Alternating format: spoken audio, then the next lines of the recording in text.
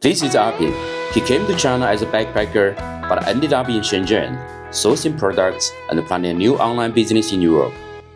After living a 14-year career in IT and a few failed ventures, he's now ready to start fresh with a new online trading business. Let's hear his story. I'm Robin, and this is Great Bay Story. Hey, Appie, tell us about yourself and what got you excited about starting an online trading business in Europe. How did you end up sourcing in Shenzhen? Well, like you said, my name is Appie. I'm from the Netherlands, from a small city, Gouda, the cheese city. And the reason that I came here to Shenzhen is by accident. I didn't plan it at all.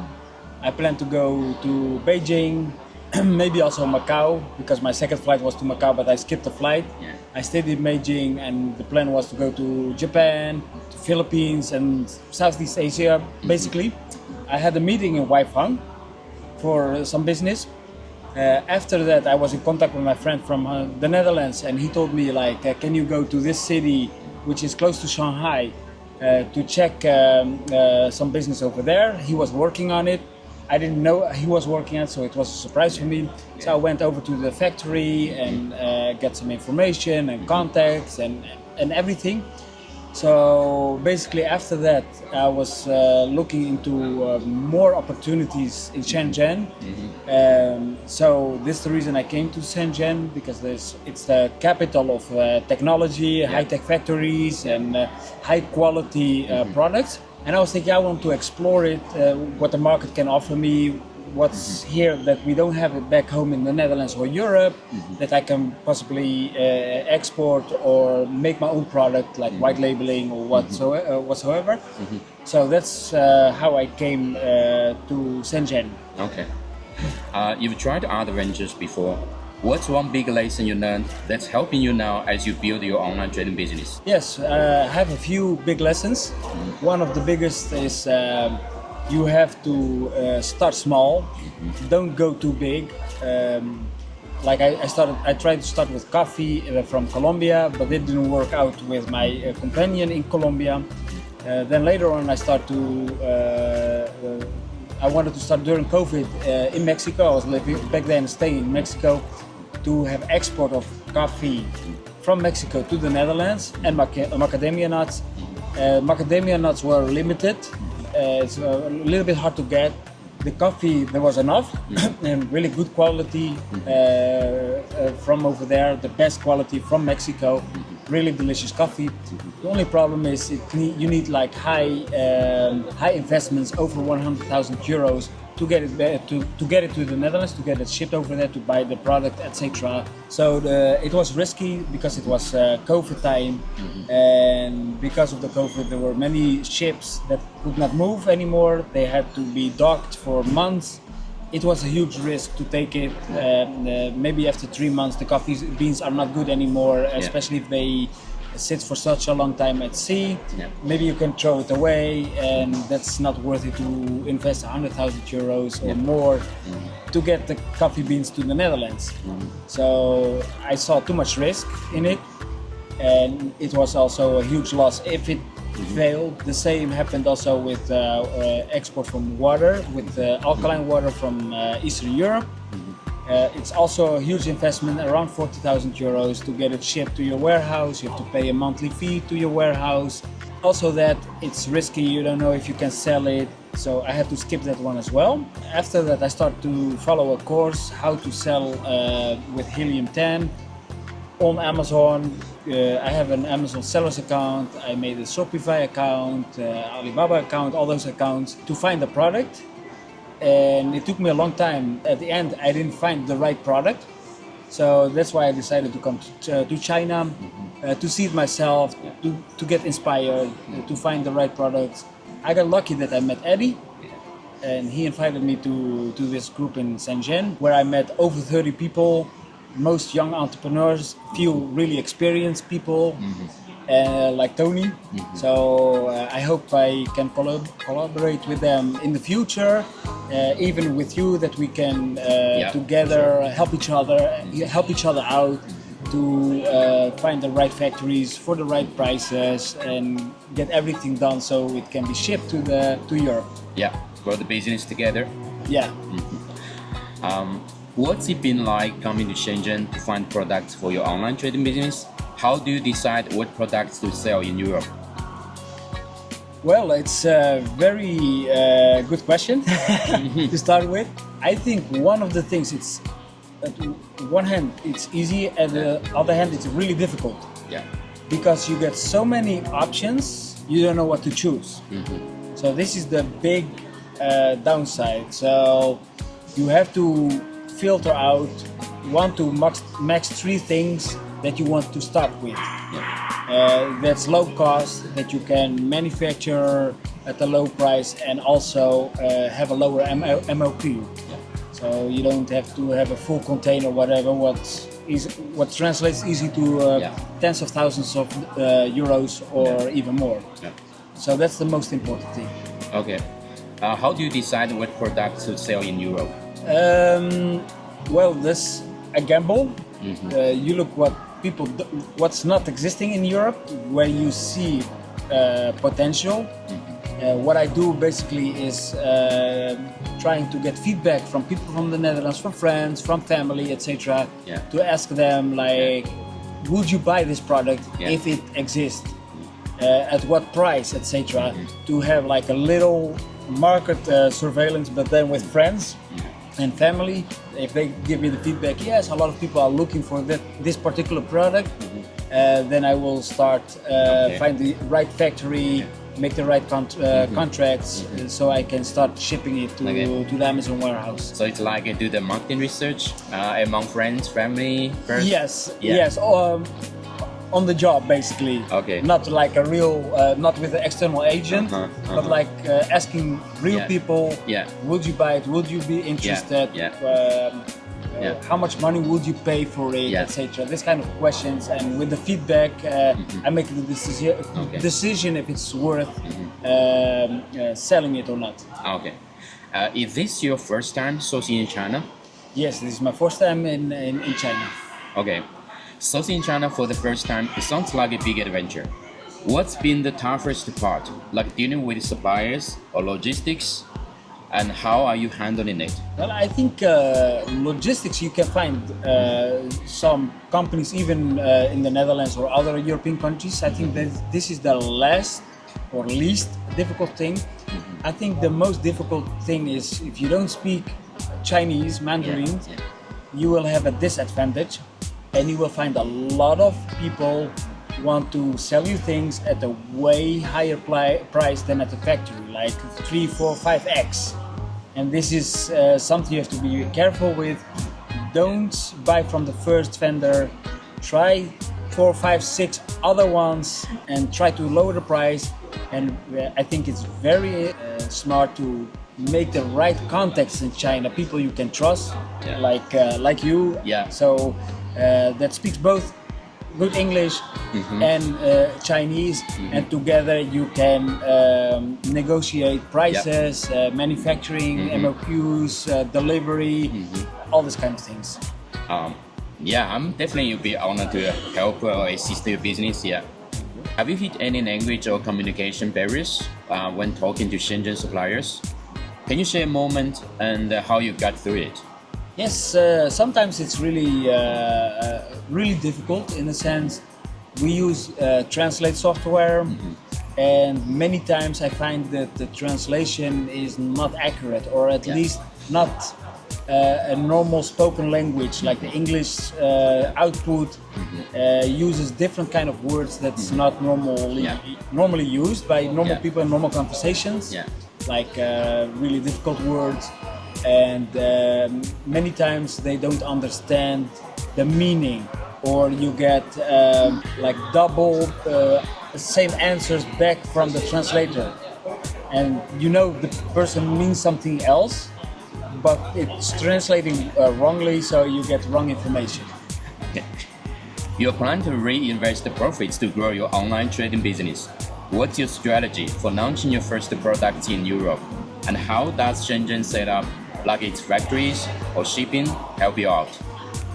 Well, first, if you have a high product, I think you should not be concerned about shipping. You have to start fast. Speed is the most important.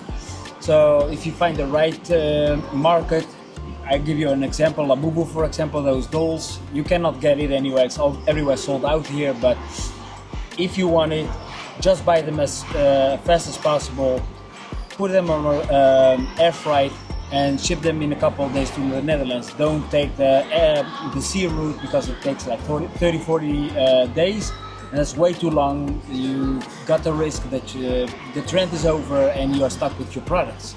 So my advice is to be as fast as possible. It depends what you are going to sell, of course. Even you lose more money with shipments, to shipping costs, but you will get the flow, get the money coming in, and with that money you can reinvest to buy more of the same product or open a second channel, so a second product. Yeah. So basically it means like with the right products, speed is the key. Speed is key. Yeah. Okay. What's a big goal you're chasing in your first year? Like a sales number or number of products launched? I don't have really how many products it's launched. I think it should be go organically. So I don't want to push myself. I take the time. I start first with one, maybe a second one if it's like an easy thing to sell. I'm working on it. Something that you can buy cheap, low risk. You can sell it anyway. So this you can take it as like a side product. After some experience, I will try to add more and more products. Every couple months, I plan to come to China again to see what's new, what's changed, new products on the market, make new friends, and make new contacts. And that way, if you find another product and you have more capital, you can add another product to your collection, another product to your collection. And at some point, I want to have my own brand. If I see that the product sells really well, I will get my own brand for that product, and that way I want to grow my brand with the purpose to sell it in a couple of years. Basically to sell your business, that's your ultimate payday. How will you know you are succeeding? I think the number of sales and also how much profit you can take from every sold product. I think that's how you measure if something's successful or not. So if it makes you more money, then it's a success. Yeah. And if it makes you like a lot of money, then you know you have something golden in your pocket. What kind of strategies do you think will help you grow your sales? And what kind of boost are you looking for? Well, basically in the beginning I want to start like small, exploring the market, see how the sales go, and try to adjust at the beginning as soon as possible with advertisements. I don't want to start with advertisements. It's a new field for me, and I don't want to get too popular that you can't keep up the demand. So I think you should go organically, and if you see the sales go good, you can ask the factory if they can produce more of your goods. If not, you go to a second or a third factory that can produce more MLQ. If you can deliver more products and you have backup channels, then I was planning to invest heavily on social media like TikTok and do Instagram or on X or whatever, Google, etc. Running an online trading business from the Netherlands while associating in Shenzhen sounds exciting. How do you manage it all?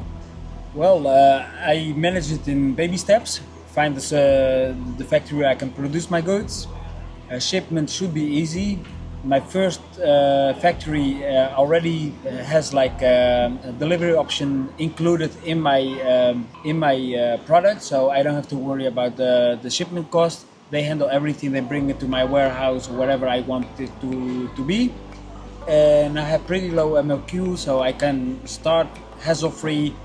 Customs, everything is taken care of because they have experience in Europe and many other countries. That way I can focus more on the selling, advertisement of my product and making my product better. Shenzhen's full of innovative products. What's one cool trend like tech gadgets or eco-friendly items you want to bring to your online business? Well, I got some ideas. One of the ideas is like to have like this Okay. This is like phone case, smartphone case, Mm-hmm. and this is made from carbon fiber, but the real one, and not the ones that they sell on Amazon in Holland from Kevlar. So this is the real deal, and I think there's a market. I've never seen this product before in the Netherlands or anywhere else. I think it's a new product. I hope I can make a good business out of this product. You've seen how helpful local connections are in Shenzhen, like meeting the right people. Can you share a moment from your trip where a connection made a difference? Well, one that was recently, that's how I met you. I arrived in Shenzhen, and the next morning, basically, there was a guy in the midday. Basically, he came in. Eddie, yes. Eddie came in the same room as I was. We have two beds, and one is Eddie's bed, and one is my bed. And he was like, in 30 minutes, I will go to this coffee place, and there will be a lot of entrepreneurs, around 40 people, and he invited to come over. So that's how I get involved. So that's how I met you and many other great entrepreneurs and business owners and sales managers, etc. So I was, I think, at the right place at the right time. Okay. Yeah. Yeah, definitely the connections you built like these past few days. Yes, I made helped over you 30. Yeah. Way over 30. You found a lot of new products, right? With the connections. A lot of new opportunities, and also at the technical, what is it, technical market? The electronics market, Electronic market. Yeah. I made there also a lot of connections with possible opportunities that I have to look into it when I'm in the Netherlands. Yeah. I will have the time to delve into it and contact them and ask them how much they can deliver, etc. You should stay longer next time when you visit. Yes, in Shenzhen for sure. Yeah. Yes. I will skip Beijing and Shanghai. Yeah. It's a nice city. Both I like both cities. But Shenzhen is better. I think Shenzhen is better for sure. What's your future vision of your online trading business? How will sourcing in Shenzhen help you get there? Well, I think my future vision of my online business is to grow my own brand, and I think many factories are interested in white labeling your product, give your own brand. You can rebrand your product and customize it. I think Shenzhen give you many options, and they are very flexible. So they think with you what to do and what not to do, etc. So I think so far the people were really helpful. You got anything like particular you want to share with the audience for those like who want to do business in China, or maybe just to try to find a supply chain solution and how to build like local connections? Do you have any suggestions? Yes, I suggest to follow you.